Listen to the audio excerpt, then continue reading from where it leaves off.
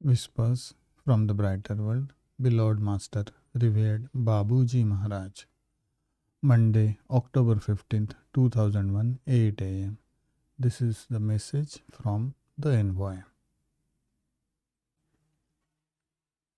Our purpose in giving these specific messages is not to throw you into panic, but only to open your eyes to the profound realities of the current conflict, which goes beyond the purportedly targeted objective.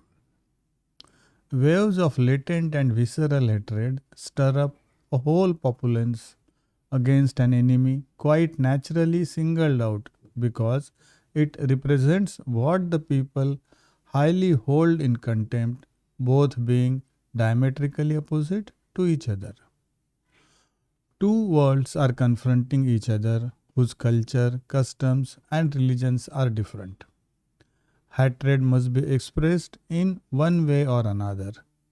Suppressed for too long a time, it leads to the worst of excesses. Each of the two sides is focused on an aspect of revenge, which is absolutely feels like assuaging. To assuage means to satisfy. This is where human nature is dangerous when it cannot suppress its bad instincts anymore. How can the forces of good fight against evil when it breaks out with such violence? They act, but they cannot quell this devastating pressure, which will have to continue to the bitter end. These outbursts are part and parcel of a pre established plan that is leading the world towards its destiny, not of living in this cesspool that is a bad place, but emerging one day towards the divine light, which is the ultimate goal of the process and the supreme reward. There remains a long way to go, but the situation is not desperate. Pray so that this apotheosis, that is the highest point, will come soon. The envoy. Same day at 10 am, message from the envoy. Don't worry about this. Your personal progress is taking place at time space as planned. It goes the same way for an individual unit to the whole.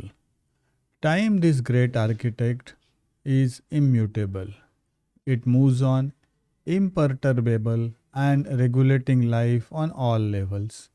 It does not serve any purpose to try to slow down or accelerate the movement. Man, in his naivety, believes in being the master of his own life. He delights in this illusion, whereas he is only the toy of destiny. All is controlled, all is planned, including what he considers as lamentable errors. As concerns his own actions or decisions binding to the world, nothing is done randomly. Condemning some and glorifying the others is of no use. Where is the truth? Where is justice? Men judge and act blindly, driven by destructive feelings, finding an outlet for one's own misfortunes in striking one's neighbor. How can he be blamed? He is advancing in the darkness of ignorance, driven by destructive impulses that characterize man in terms of his least glorious aspects. This bad seed must be eradicated from his heart. Scales must fall from his eyes so that eventually he can see life as it is really like. The envoy.